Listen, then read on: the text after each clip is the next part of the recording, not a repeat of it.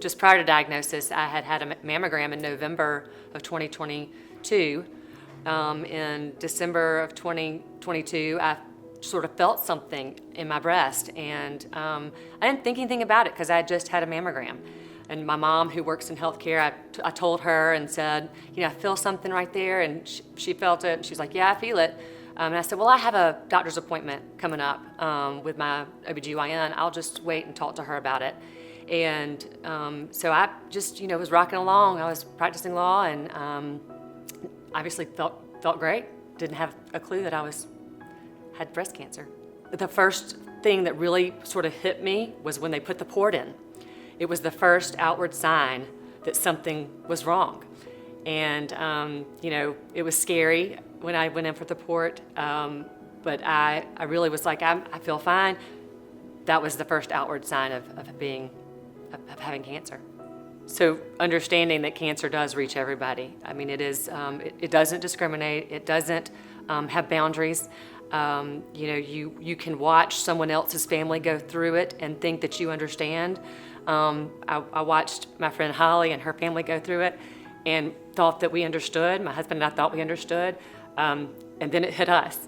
It hit us in the face. And it just doesn't have any boundaries. And we are lucky my husband and I are lucky to be where we are. It is a complete roller coaster ride. And that was something that someone had told us, someone who had been going through the same journey, and I was not prepared for the peaks and valleys. When we go and we get the diagnosis of stage 2A, which means it's not in my lymph nodes, and then they actually find out it's not in my lymph nodes, you're ecstatic. And then my husband, who was very supportive, but he was just trying to keep me grounded.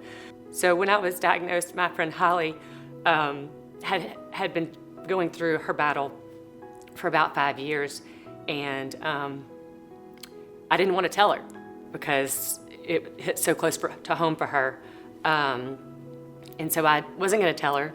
And then her husband and my husband are best friends, and he told Jonathan, and Holly called me and she said, I'm coming to your house right now.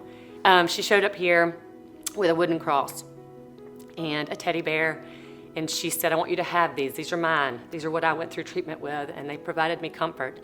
And of course it meant a lot, but she went finished with her battle. And so I remembered that I had gotten this cross from a client of mine, and I had kept it at my desk, and it looked just like Holly's cross. And so I got this cross, and I took her back her cross, and I said, look, I've got my own. I want you to have yours back. Let's both fight this battle with our crosses.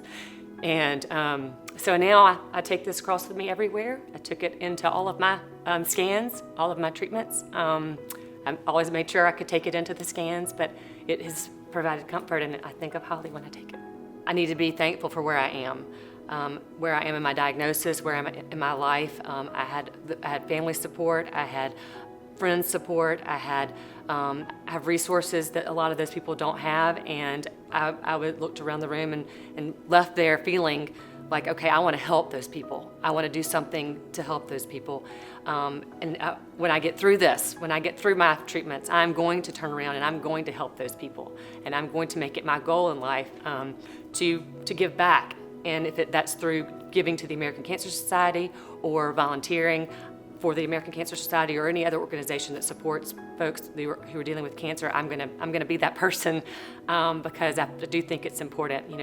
The things that I have learned is that with all my education, this is way more than I can handle alone. And even with the bills that you receive and the calls that you receive about your appointments, how you keep up with that as a single person or a single, even having children, I don't understand how people can do it. So I do want to provide support for those that are going through this, and looking around that room really puts life in perspective. It's important to support the American Cancer Society and organizations like the American Cancer Society because they are funding valuable research and valuable projects that will advance cures. That's the goal here, right, is we want to get to a cure. So we need to support these organizations and get that cure that will hopefully end cancer. I realize that I have what I realize now that I didn't realize before is the number of people that love me. I mean, I've always had a great group of family and friends, but truly the outpouring of love that I got was overwhelming and humbling, and I just, it's really hard to put into words, because I would get these letters and these notes from people. I had people that worked with my husband who would send me presents and gift cards, and I didn't even know these people. And it was truly touching. You become a better person from it. Really, truly, I have felt blessed.